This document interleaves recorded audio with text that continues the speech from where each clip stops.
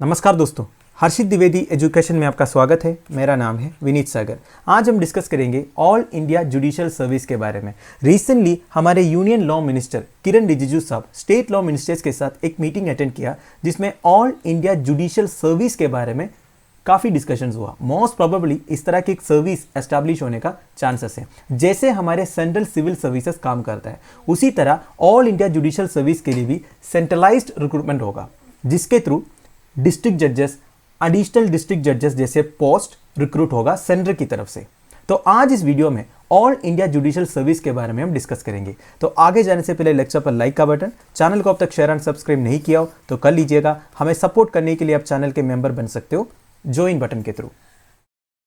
तो दोस्तों, ये जो सेंटर का प्लान है all India judicial service establish करने का, ये कोई नया प्लान नहीं है। काफी सालों से इसके ऊपर डिबेट चल रहा है। सबसे पहले हम ये देखते हैं दोस्तों, प्रेजेंटली डिस्ट्रिक्ट जजेस कैसे रिक्रूट होता है। हमारी संविधान का article 233 and 234 deal with the appointment of district जजेस, और ये रिक्रूटमेंट की जो रिस्पॉन्सिबिलिटी है ये दिया हुआ है respective state public service commissions को एंड कंसर्न हाई कोर्ट्स को। तो कैसे होता है? सबसे पहले एक provincial civil services judicial exam होता है। जो ये एग्जाम क्लियर करते हैं इंटरव्यू के लिए जाते हैं, और इंटरव्यू कौन कंडक्ट कराता है? एक पैनल ऑफ हाई कोर्ट जजेस, जो रेस्पेक्टिव हाई कोर्ट के जजेस के एक पैनल बनेगा, वही इनका इंटरव्यू लेता है। इसके बाद सीधा अपॉइंटमेंट होता है। और यह बात तो आपको पता होगा, high courts exercise jurisdiction over the subordinate judiciary in the state. एक स्टेट में हाई कोर्ट के नीचे जितने सबऑर्डिनेट जुडिशरी है, इनके ऊपर जुरिस्डिक्शन का पावर हाई कोर्ट्स के पास है।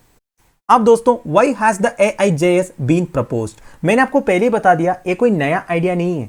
लॉ कमीशन का 1958 में report on reforms on judicial administration में यह प्रपोजल आया था कि इस तरह एक सेंट्रलाइज्ड जुडिशियल सर्विस होनी चाहिए।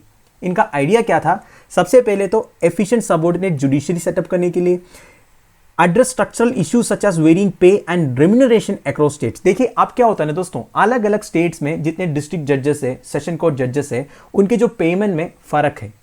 तो एक यूनिफाइड पेमेंट स्ट्रक्चर लेके आने के लिए, फिर जो वैकेंसीज है इन्हें जल्दी फिलअप करने के लिए, फिर ensure standard training across states, हर स्टेट्स में एक यूनिफाइड स्टैंडर्ड ट्रेनिंग देने के लिए सारे जजेस को। It was proposed again in the law commission report of 1978। 1958 के 20 साल बाद जब 1978 में लॉ कमीशन रिपोर्ट आया, उसमें भी इस तरह की एक प्रपोजल आया था। फिर 2006 में एक parliamentary standing committee back the idea of pan India judicial service also prepared draft bill. 2006 में एक पार्लियामेंट्री स्टैंडिंग कमिटी बना था, उन्होंने भी एक इंडियन जुडिशियल सर्विस का आइडिया को बैकअप किया था एंड एक ड्राफ्ट बिल भी प्रिपेयर किया था, पर वो बिल का कुछ हो नहीं पाया। फिर 1992 में supreme court directed the centre, देखिए केस हुआ था ऑल इंडिया जजेस association versus union of India. इस केस के जजमेंट में भी सुप्रीम कोर्ट ने सेंटर को डायरेक्ट किया था कि एक ऑल इंडिया जुडिशियल सर्विस होना चाहिए। फिर 1993 में क्या हुआ, इस जजमेंट का रिव्यू हुआ and court left the centre at liberty to take the initiative on the issue. Court ने सेंटर को बोला आप डिसाइड कीजिए इस तरह के एक सर्विस होना चाहिए या नहीं होना चाहिए। फिर 2017 में supreme court took suo motu cognizance of the issue of appointment of district जजेस and mooted a central selection mechanism. देखिए 2017 में सुप्रीम कोर्ट ने एक सुओ मोटो कॉग्निशन लिया। सुओ मोटो मतलब क्या होता है? मैंने आपको बार बार बताया है, सुओ मोटो मतलब एट ऑन अकॉर्ड, अपने आप, बिना कोई कंप्लेन का, बिना कोई लिटिगेशन का, सुप्रीम कोर्ट ने अपने आप बोल दिया कि इस तरह की एक सेंट्रल सिलेक्शन मैकेनिज्म होनी चाहिए, इसे जल्दी इंप्लीमेंट करो। अब दोस्तों, what are the opposition to all India judicial services? देखिए हमारे देश में जब भी इस तरह की कोई इनोवेटिव प्रपोजल्स या प्लान्स लेके आता है, इसके ऑपोजिशन होता है। वैसे अच्छी बात है, ऑल इंडिया जुडिशियल सर्विसेज के प्रोज एंड कॉन्स क्या क्या है इसके ऊपर डिस्कशन होनी चाहिए। सब होने के बाद फाइनल एक डिसीजन लेना चाहिए कि ये होना चाहिए या नहीं होना चाहिए। वैसे ऑपोजिशन का क्या कहना है, इससे क्या क्या प्रॉब्लम हो सकता है वो हम चेक करेंगे। सबसे पहले ब्लो टू फेडरलिज्म। देखिए आप सबको पता है हमारे देश में एक फेडरल स्ट्रक्चर मेंटेन होता है। हर स्टेट्स को अपने अपने पावर्स दिया हुआ है, अपने अपने लेजिस्लेचर है। पर एक बात आपको समझना है, हमारी कॉन्स्टिट्यूशन में फेडरल वर्ड आपको नहीं मिलेगा। वैसे हमारा आर्टिकल 1 क्या कहता है? We are a union of states not federation of states. वो बात अलग। मैं क्या बोल रहा हूं कि जब ये ऑल इंडिया जुडिशियल सर्विसेज आ जाएगा तो आपके लिए जो स्टेट्स का पावर है डिस्ट्रिक्ट जजेस को अपॉइंट करने का, वो सेंटर को मिल जाएगा। सेंटर की तरफ से पूरा रिक्रूटमेंट होगा। तो अपोजिशन का कहना यह है this is a complete blow to federalism, मतलब स्टेट्स का पावर आप छीन रहे हो। दूसरा, लैंग्वेज ऑफ बिजनेस। ये क्या है दोस्तों? लैंग्वेज ऑफ बिजनेस मतलब देखिए दोस्तों, अभी के हिसाब से state public service commission recruit करता है किनको, डिस्ट्रिक्ट जजेस को या फिर एडिशनल डिस्ट्रिक्ट जजेस को। तो मोस्ट प्रोबेबली वो उस स्टेट से बिलोंग करता होगा। मैक्सिमम लोग रीजनल लैंग्वेज जानते होंगे। पर जब ये ऑल इंडिया जुडिशियल सर्विसेज से अपॉइंटमेंट होगा तब ये ज़रूरी नहीं है कि मान लीजिए तमिलनाडु में एक डिस्ट्रिक्ट जज अपॉइंट होगा, वो तमिलियन नहीं होगा। हो सकता है तमिलियन हो, पर मैक्सिमम चांसेस है दूसरे कोई स्टेट का होगा, तो लैंग्वेज बैरियर आ जाएगा। देखिए ये लोअर जुडिशरी में language is an important thing, क्योंकि केसेस का इसी डिस्पोजल के लिए अगर एक जज लोकल लैंग्वेज जानते हैं तो ईजी होगा। तो ये जो लैंग्वेज ऑफ बिजनेस वाला प्रॉब्लम तो होने वाला ही है। फिर quotas, also reservations based on caste even for rural candidates or linguistic minorities in a state could be diluted in a central test, it has been argued। देखिए state जो reservation बना रखा है, आपको पता है अलग अलग स्टेट्स में अलग अलग टाइप का रिजर्वेशन है। तमिलनाडु में आप चले जाओगे 70% से अबोव है रिजर्वेशन, लिंग्विस्टिक माइनॉरिटीज के लिए, रूरल कैंडिडेट्स के लिए अलग अलग रिजर्वेशन है। महाराष्ट्र में 50% से ज़्यादा है। वैसे हमारी इंदिरा सोनी जजमेंट जो है वो बोलता है 50% से ज़्यादा नहीं होने चाहिए, फिर भी काफ़ी सारे स्टेट्स हैं इंडिया में जहां स्टेट्स ने अलग अलग रिजर्वेशन कर रखा है। वो ये बोल रहा है ये एक्स्ट्रा ऑर्डिनरी सर्कमस्टेंसेस में हमने किया है, वो बात भी अलग। ये कोटा सिस्टम अफेक्ट हो सकता है जब ये ऑल इंडिया जुडिशियल सर्विस आ जाएगा, क्योंकि सेंटर की तरफ से होगा सब कुछ। फिर सेपरेशन ऑफ पावर, ये क्या है? देखिए आपको पता है सेपरेशन ऑफ पावर्स हम मेंटेन करते हैं, हमारी एक्सिक्यूटिव, जुडिशरी, लेजिस्लेटर, ये सब अलग है।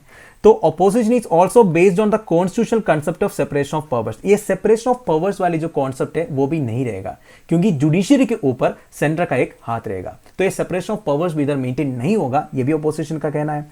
और not a complete remedy. Additionally legal experts have argued that the creation of AJS will not address the structural issues plaguing the lower judiciary. अब ये लोअर जुडिशरी में जो इंफ्रास्ट्रक्चर का प्रॉब्लम है, जो स्ट्रक्चरल प्रॉब्लम्स है, ये पूरा सोल्व नहीं होने वाला है आप इस तरह एक all India judicial services establish करने से। तो ये सब अपोजिशन का कहना है। पर इसमें 2-3 पॉइंट तो मुझे सही लगा, जैसे लैंग्वेज ऑफ बिजनेस वाला एंड सेपरेशन ऑफ पावर्स वाला जो पॉइंट्स है, ये थोड़ा बहुत सही भी लग रहा है। बाकी सारे थोड़ा बहुत पॉलिटिसाइज्ड है।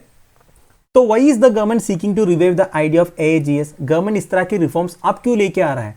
गवर्नमेंट का कहना यह है दोस्तों, it is trying to improve India's ease of doing business ranking. World Bank publish करता है ease of doing business ranking. If I am not wrong 2020 में इंडिया का रैंक 63 था। गवर्नमेंट ऑफ इंडिया इस रैंक को इंप्रूव करना चाहता है। अब आप ये सोच रहे होंगे ease of doing business ranking improve करने के लिए ये लोअर जुडिशरी में रिफॉर्म्स क्यों लेके आ रहा है? देखिए ease of doing business ranking में वन ऑफ द क्राइटेरिया ये है एफिशिएंट डिस्प्यूट रेजोल्यूशन। तो गवर्नमेंट ये एक्सपेक्ट कर रहा है अगर लोअर जुडिशरी में इस तरह के रिफॉर्म्स लाने से एफिशिएंट डिस्प्यूट रेजोल्यूशन होगा एंड एक एफिशिएंट लोअर जुडिशरी क्रिएट होगा। तो ये है गवर्नमेंट का जस्टिफिकेशन। वैसे दोस्तों मैंने आपको लास्ट स्लाइड में अपोजिशन का कुछ पॉइंट्स बोला था जिसमें लैंग्वेज बैरियर एक बहुत बड़ा प्रॉब्लम हो सकता है, मैंने बोला था। पर गवर्नमेंट का जस्टिफिकेशन ये है अगर IAS ऑफिसर्स अपने अपने कैडर स्टेट्स का लैंग्वेज सीख सकता है तो ऑब्वियसली जो ऑल इंडिया जुडिशियल सर्विसेज से जो ऑफिसर्स रिक्रूट होगा या जजेस रिक्रूट होगा वो भी सीख सकता है। तो language is not going to be a problem, ये गवर्नमेंट का कहना है। वैसे बात एक हद तक सही है, क्योंकि अगर आप IAS ऑफिसर्स से कंपेयर करोगे तो वो मैक्सिमम केसेस में अपना होम स्टेट में अपॉइंट नहीं होता है। जिस स्टेट में वो अपॉइंट होता है उधर के रीजनल लैंग्वेज वो सीखता है। पर एक प्रॉब्लम बन भी सकता है, वो तो आने वाला टाइम ही बताएगा कि किस तरह ये मैनेज होने वाला है। तो दोस्तों that's end of it. I hope आपको थोड़ा बहुत सीखने को मिला होगा। जितने लोग इस वीडियो को देख रहे हो, अगर आपको ये वीडियो पसंद आए, अगर आपको कुछ सीखने को मिला तो लाइक एंड कमेंट के बिना मत जाइएगा। आप जितना कमेंट करोगे उतना हमारे वीडियो का एंगेजमेंट बढ़ता है। So that will be a great help. Lecture की PDF एज यूजुअल आपको टेलीग्राम चैनल में मिल जाएगा जिसका लिंक नीचे प्रोवाइडेड है। Thank you for watching. Bye bye. Have a nice day.